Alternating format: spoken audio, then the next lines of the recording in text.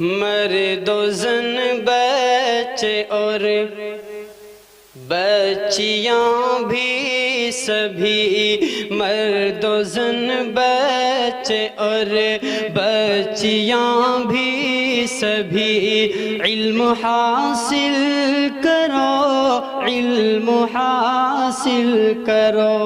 جی بہت اچھے، سبحان اللہ۔ مرد و زن بچے اور آپ میری طرف دیکھیں بھائی، آئیے آپ کو بیان و خطابت کے ماحول میں لے چلتے ہیں تو لیجئے کیسے خطیب کی در چلتے ہیں جن کا بیان محققانہ، دلائل فالحانہ، کلام فقیحانہ اور طرز دلربانہ ہوا کرتا ہے، جن سے میری مراد میرے استاد محترم حضرت اقدس حضرت مولانا مفتی مطیع اللہ صاحب قاسمی، امام و خطیب عمر مسجد بلند شہر، سابق مدرس مدرسہ دارالعلوم صدیق اکبر سکندر آباد ہیں۔ انتہائی ادب کے ساتھ میں حضور والا سے درخواست گزار ہوں کرسی خطابت پر جلوہ فروز ہو کر اپنے ملفوظات عالیہ سے ہم سب سامعین کو مستفیض فرمائیں۔ الحمدللہ نحمده ونستعینه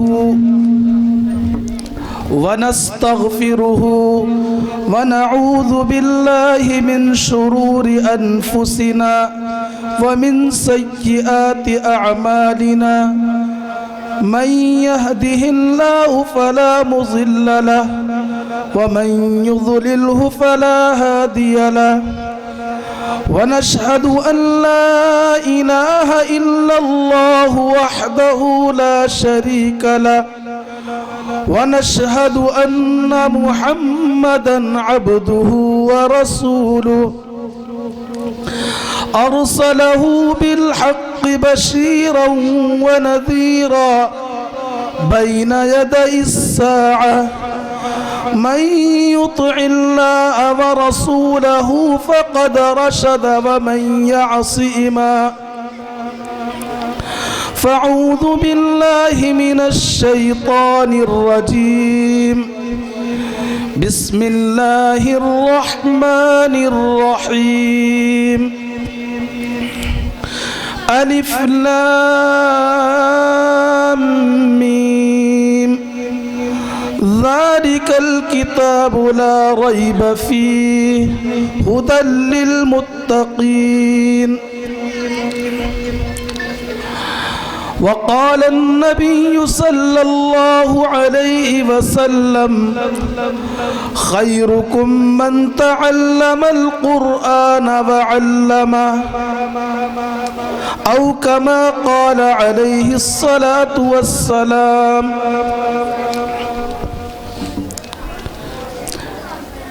سامعین محترم، عزیزان گرامی، اسٹیج پر تشریف فرما علماء کرام اور میرے بزرگان محترم اور عزیز بچے، آپ حضرات کافی دیر سے اناؤنسر صاحب کی اناؤنسری کو سماعت فرما رہے ہیں، اور اس کے بعد ہمارے بڑے ہمارے محترم قاری محمد طلحہ صاحب کی تلاوت ہوئی۔ ماشاءاللہ انہوں نے بہت ہی خوبصورت انداز میں قرآن کریم کو آپ کے سامنے پیش کیا، لیکن قرآن کریم کو اگر سمجھیں ہم تو اس پر انعام بھی دیں۔ قرآن کریم کی تلاوت ہو اور پھر وہ ہماری سمجھ میں نہیں آتا کیونکہ ہماری زبان عربی نہیں، تو ہم سے تو سبحان اللہ اور الحمدللہ ماشاءاللہ بھی نہیں نکلتا۔ لیکن ہمیشہ یاد رکھیں قرآن کریم جب بھی پڑھا جائے تو کم از کم پڑھنے والے کی حوصلہ افزائی ہونی چاہیے۔ قرآن کریم ہے، سید الکتب ہے، اس سے بڑی کتاب کوئی نہیں ہے میرے پیارو۔ حضرات کو ہمت دے، ماشاءاللہ بہت نیک لوگ ہیں، بات ماننے والے ہیں کہ ایک زبان آپ سے کہا گیا اور آپ فوراً آگے کو چلے آئے۔ اللہ تعالیٰ آپ کو اس کا بہترین بدل عطا فرمائے، آمین۔ بہرحال قرآن کریم کی عظمت اور قرآن کریم کا وقار اتنا کافی ہے کہ یہ قرآن کریم منظم من اللہ ہے، یہ اللہ تبارک و تعالیٰ کی طرف سے نازل کیا گیا قرآن ہے۔ اللہ تبارک و تعالیٰ نے متقیوں کے لیے اور پورے عالم کی ہدایت کے لیے اس قرآن کریم کو اتارا ہے۔ قرآن کریم کی عظمت، قرآن سے پوچھو، قرآن تو بتا تو کہاں سے آیا؟ قرآن کریم خود کہتا ہے فی لوح محفوظ۔ قرآن کریم سے پوچھو تیرا نام کیا ہے؟ قرآن کریم بیان کرتا ہے بل ہوا قرآن مجید۔ قرآن کریم سے معلوم کرو کس کے ذریعے سے آیا؟ قرآن کہتا ہے نزل بہ الروح الامین۔ قرآن کریم سے پوچھو تو کس پر اترا؟ قرآن کریم کہتا ہے نزل علی محمد۔ قرآن کریم اپنی عظمت خود بتا رہا ہے، اور آپ اندازہ کریں کہ جو قرآن کریم کو پڑھتے ہیں، جو قرآن کریم کو اپنے سینے سے لگاتے ہیں، ان کی عظمت کا اندازہ کریں، ان کا مقام کیا ہوگا اللہ تبارک و تعالیٰ کے یہاں پر۔ ہم نے تو ان کو مقام دیا جو بنگلے کے مالک ہوں، ہم نے ان کو مقام دیا جن کے گھروں پر 2-4 گاڑیاں ہوں، ہم سلام ان کو کرتے ہیں۔ جو علاقے کا چودھری ہو ہم سلام ان کو کرتے ہیں، جو صاحب مال ہو، جو مالدار ہو، ہم ان کو سلام کرتے ہیں۔ قرآن کریم کی عظمت ان قرآن کریم کے پڑھنے والے سے معلوم کرو، اس قرآن سے معلوم کرو۔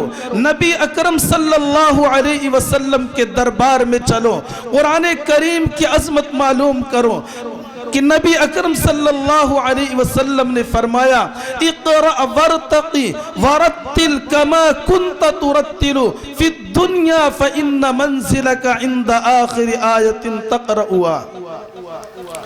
ہم تو قرآن کریم اپنے بچوں کو اسی لیے نہیں پڑھاتے کہ یہ کمائے گا کہاں سے، کھائے گا کہاں سے۔ قرآن کریم کی عظمت کو ہم نے گھٹایا ہے، ہم نے اسکول کے بچے کی اہمیت کو اور اسکول کی تعلیم کو اہمیت دی۔ جب آپ نے اپنے بچے کو صبح کو نہلایا اور اس کو بہترین ڈریس میں ملبوس کر کے اور اس کو اسکول چھوڑ کر آئے، آپ نے انگریزی تعلیم کی اہمیت پیدا کر دی۔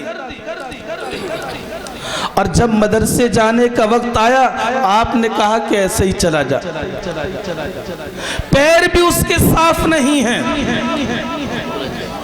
آنکھوں میں کیچڑ ہے، کپڑے پرا گندہ ہیں، آپ نے مدرسے کے اندر یوں ہی بھیج دیا۔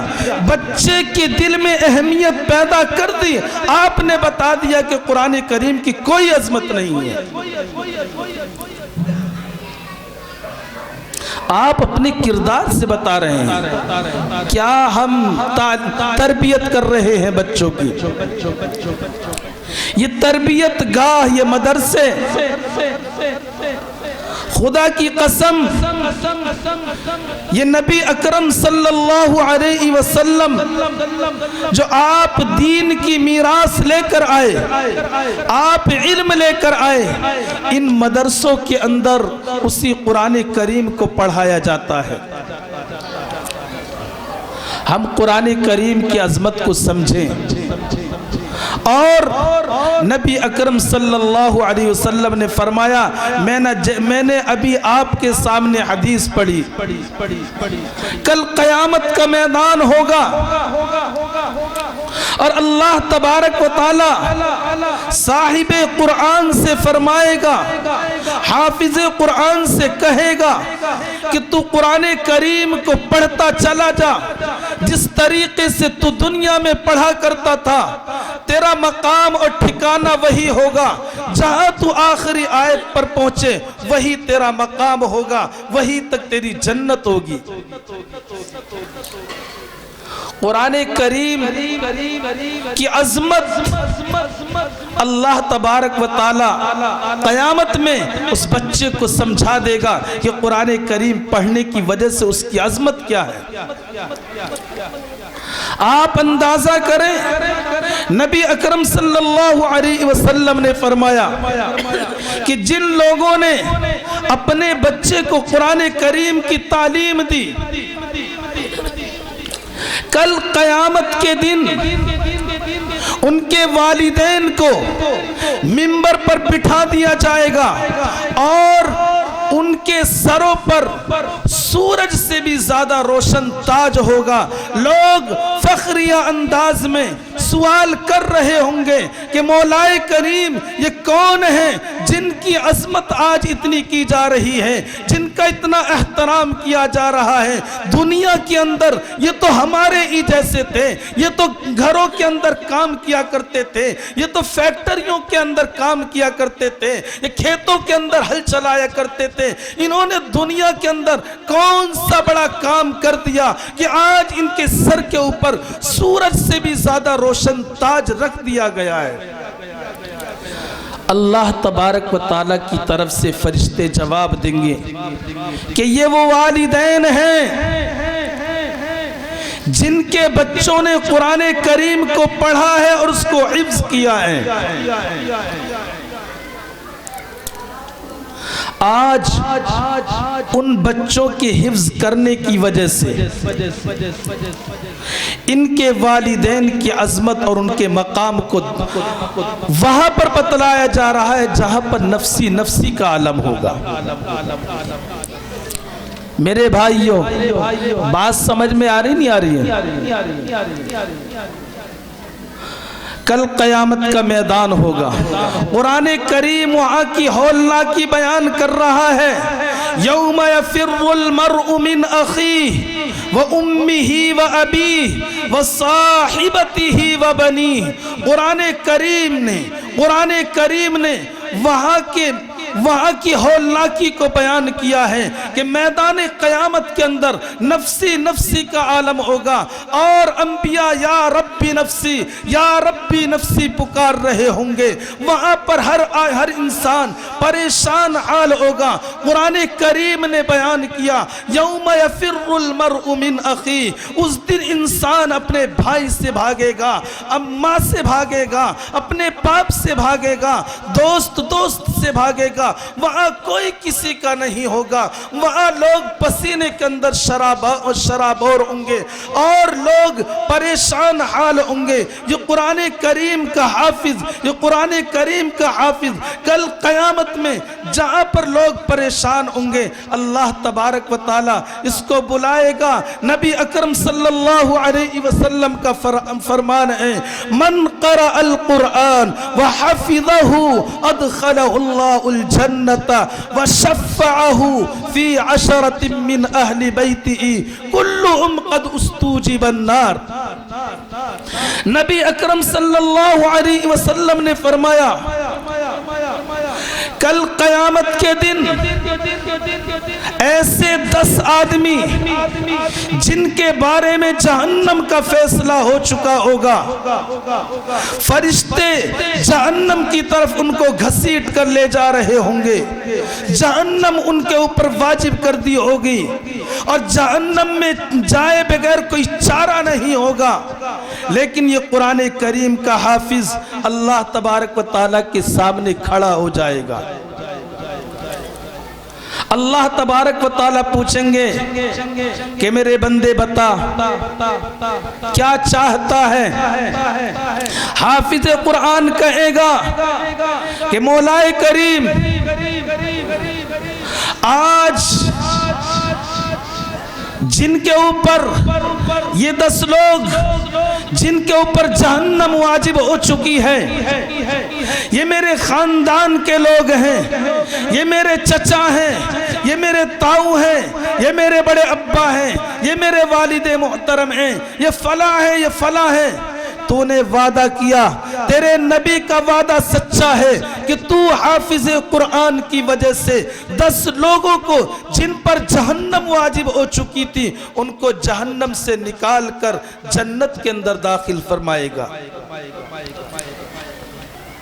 مولا کریم تو جانتا ہے کہ ان لوگوں نے اپنی کمائی کھلا کھلا کر مجھے پڑھایا، یہ خود مزدوریاں کرتے تھے لیکن میرا خرچ مدرسوں کے اندر بھیجتے رہے، یہ خود مجبور تھے لیکن میرے سامنے کبھی مجبوری پیش نہیں کی، یہ بھوکے سوتے تھے لیکن مجھے کبھی بھوکا نہیں سونے دیا، قرآن کریم حفظ مجھے کرایا۔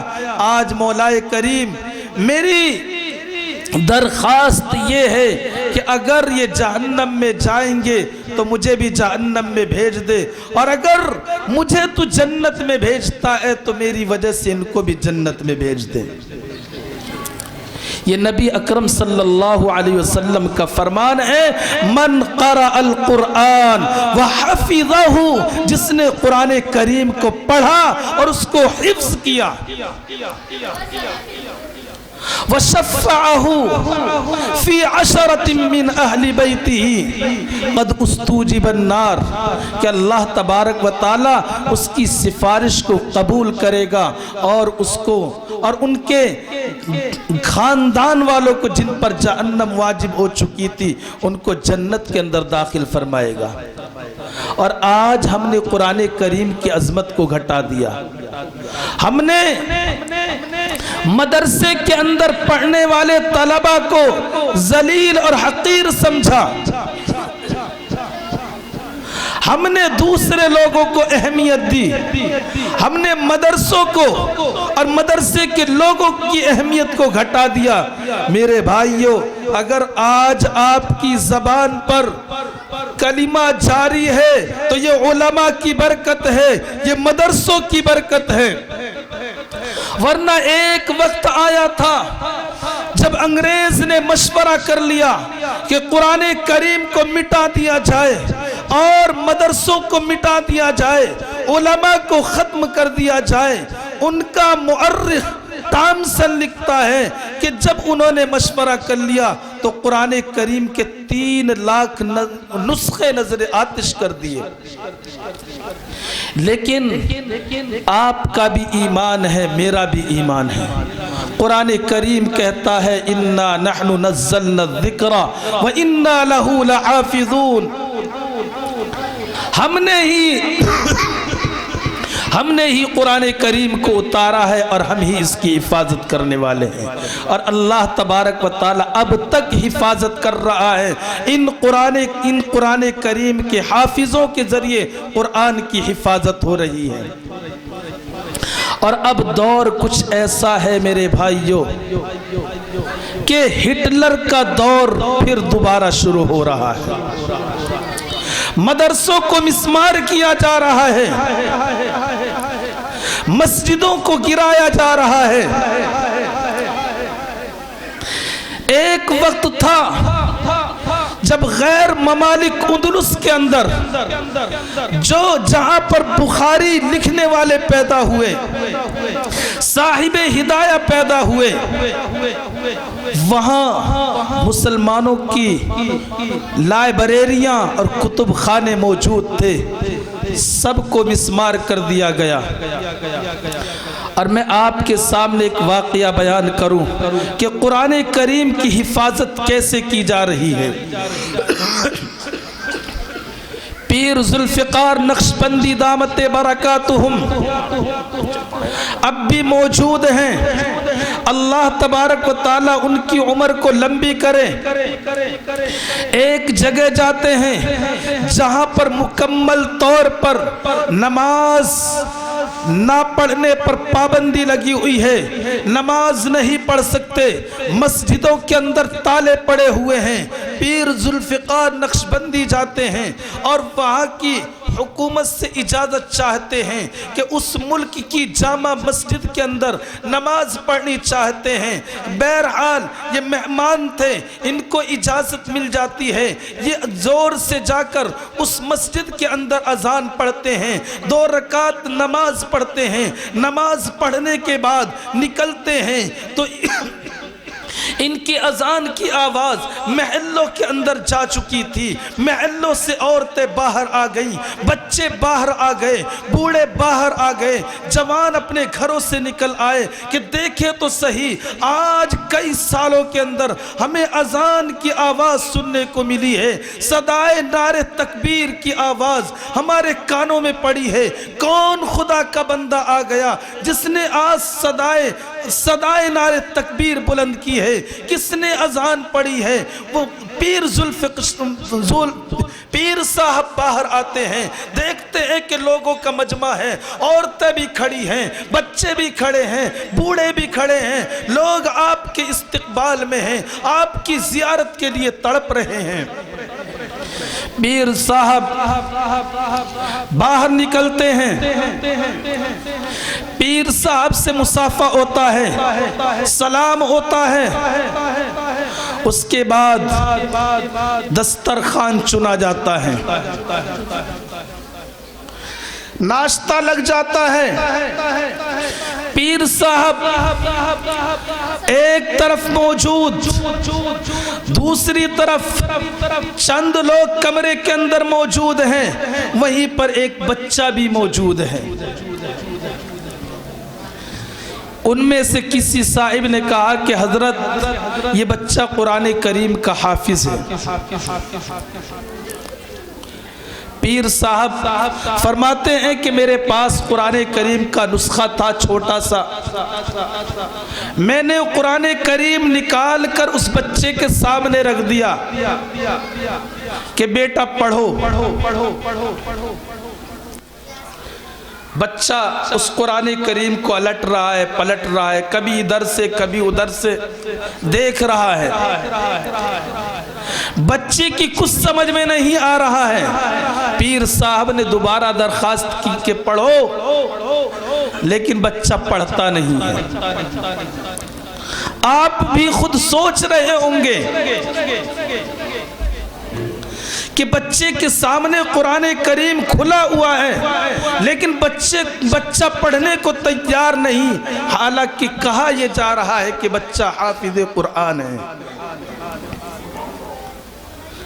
تو پیر صاحب نے کہا کہ تم یہ کہہ رہے تھے کہ بچہ قرآن کریم کا حافظ ہے، اب میں نے قرآن کریم اس کے سامنے رکھ دیا، یہ قرآن پڑھتا ہی نہیں، میری ماجرا سمجھ میں نہیں آ رہا ہے۔ ان میں سے ایک صاحب نے کہا کہ حضرت، بلکہ حضرت نے خود فرمایا، اب زبانی طور پر پوچھا، بیٹا پڑھو، یا ایہا الذین آمنوا قوا انفسکم و اہلیکم نارا، اتنا سننا تھا، بچے نے قرآن کریم پڑھنا شروع کر دیا اور یہاں سے لے کر سورہ تحریم پوری کر دی۔ پیر صاحب افسوس کرتے ہوئے کہ سمجھ میں کچھ نہیں آ رہا ہے کہ قرآن کریم کھول کر سامنے رکھا گیا، بچہ پڑھتا نہیں ہے، قرآن کریم بند کر کے پوچھا گیا بیٹا پڑھو، یا ایھا الذین آمنوا قوا انفسکم واہلیکم نارا۔ بچے نے پڑھنا شروع کر دیا، ماجرا کچھ سمجھ میں نہیں آ رہا ہے کہ ماجرا ہے کیا۔ ان میں سے کسی صاحب نے کہا کہ حضرت میں سمجھاتا ہوں، ماجرا یہ ہے کہ اس ملک کے اندر مکمل طور پر پابندی ہے، مسجدوں کے اندر نماز نہیں پڑھ سکتے، مدرسوں کے اندر ہم قرآن کریم کی تلاوت نہیں کر سکتے، قرآن کریم کا کوئی نسخہ نہیں ہے۔ پرانے حفاظ جو ہیں وہ کوئی درزی کا کام کر رہا ہے، کوئی کھیت کے اندر ٹریکٹر چلا رہا ہے، کوئی کچھ کر رہا ہے، کوئی کچھ کر رہا ہے۔ یہ بچے کام کے بہانے آ جاتے ہیں، درزی کا کام سیکھنے بچہ آتا ہے، میں اس کو کام بھی سکھا دیتا ہوں اور روزانہ قرآن کریم کی ایک آیت بھی سکھا دیتا ہوں۔ روزانہ سیکھتے سیکھتے بچہ قرآن کریم کا حافظ ہو گیا۔ اللہ اکبر۔ قرآن کریم کا نسخہ موجود نہیں، قرآن کریم اس انداز میں موجود نہیں جس انداز میں ہمارے سامنے موجود ہے، کتابی شکل میں موجود نہیں ہے، لیکن قرآن کریم کی حفاظت کس انداز پر کی جا رہی ہے کہ حافظ قرآن ایک آیت روزانہ سکھا دیتے ہیں اور اس طریقے سے بچہ قرآن کریم کا حافظ ہو جاتا ہے۔ میرے بھائیوں، اگر ہم نے اپنے بچوں کو راغب رکھا اسکولوں کی طرف، میں یہ نہیں کہتا کہ اسکول مت پڑھاؤ، اسکول پڑھاؤ، لیکن کم از کم اس کے دل میں قرآن کریم کی عظمت پیدا کرو، مدرسوں کی عظمت پیدا کرو۔ آج یہ مدرسہ جو اپنے گھٹنوں کی شکل میں ہے، اگر آپ نے اس کی تعمیر و ترقی میں کام نہ کیا اور کندھے سے کندھا ملا کر نہ چلے تو اس مدرسے کی ترقی رک جائے گی۔ ایک چھوٹا سا بچہ جو آج اس وقت اس مدرسے کا بانی اور محتمم بن گیا، اللہ تبارک و تعالی اس کے حوصلوں کو بلند کرے۔ آمین۔ حافظ محمد فرقان صاحب، انہوں نے اس مدرسے کی بنیاد ڈالی اور اپنے گاؤں والوں کی، اپنے علاقے والوں کی فلاح اور بہبودگی کے لیے ڈالی کہ یہاں کے بچے قرآن کریم پڑھیں اور اللہ کی عظمت کے ترانے گائیں۔ کم از کم آپ کا بچہ اس لائق تو ہو جو بتا سکے مسلمان کہتے کس کو ہیں، جو بتا سکے کہ قرآن کریم کہاں سے آیا ہے، جو بتا سکے کہ محمد رسول اللہ کی شخصیت کیسی ہے۔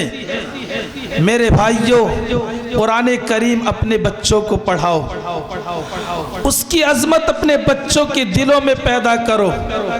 اسکول پڑھاؤ، منع نہیں ہے، لیکن قرآن کریم اول نمبر پر۔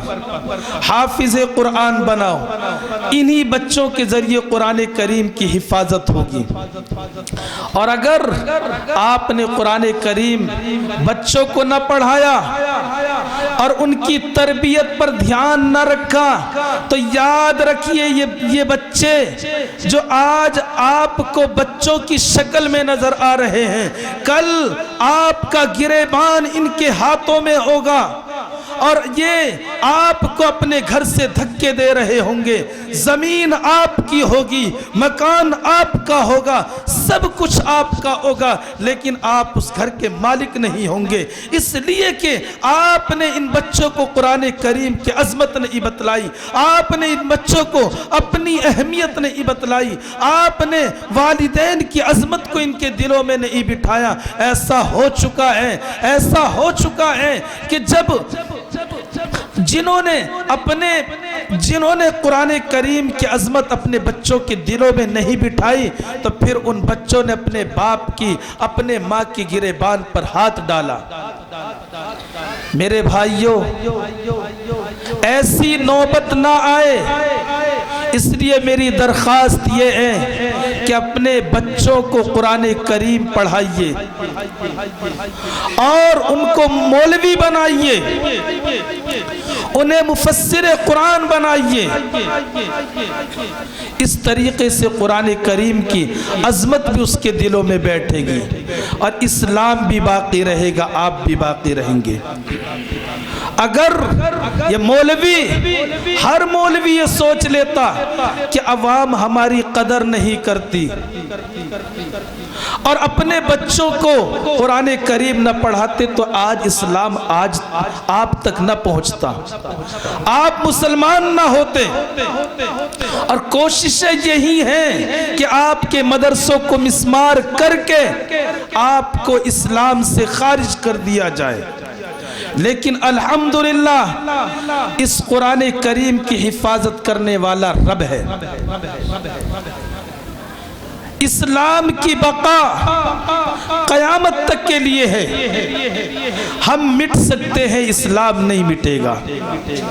اسلام کو مٹانے والے مٹ جائیں گے، لیکن اسلام جیسا آباد تھا آج بھی آباد ہے، آئندہ بھی آباد رہے گا۔